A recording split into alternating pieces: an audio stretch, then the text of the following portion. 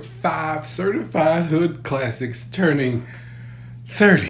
Released on April 7th, 1995, Bad Boys, starring Martin Lawrence and Will Smith, two of the biggest names in sitcom comedy at the time, became a action standpoint and staple for 30 years, with us just getting another sequel last year. People throw around game changer a lot, but yeah, this was definitely that.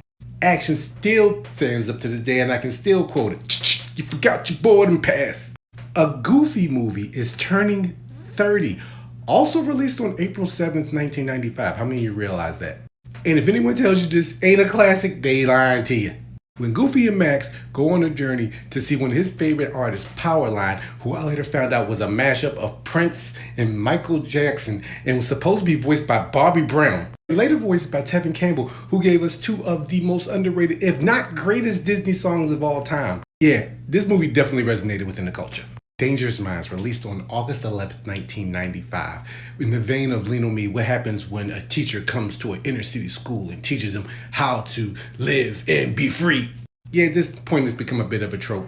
Even getting its own spin-off show starring Annie Potts. And no one can forget how big Gangsta Paradise was. It's on to put Coolio on the map. Rest in peace, Coolio.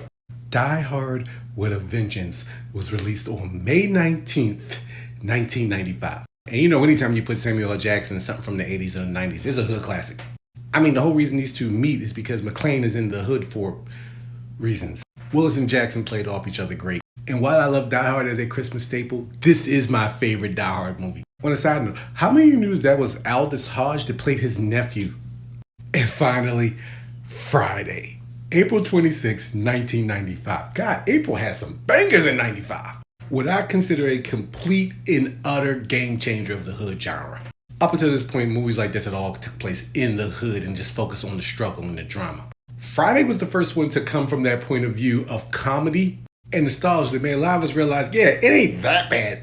Ice Cube and Chris Tucker played off each other so well, and while I do love Mike Epps in the following sequels, we are still demanding for these two to be reunited all these years later. The movie is quotable for days. Big perm, big worm. And I still notice something every time I see this movie. Launching point for a lot of careers, and it showed us that Ice Cube could do more than just dramatic gangster flicks.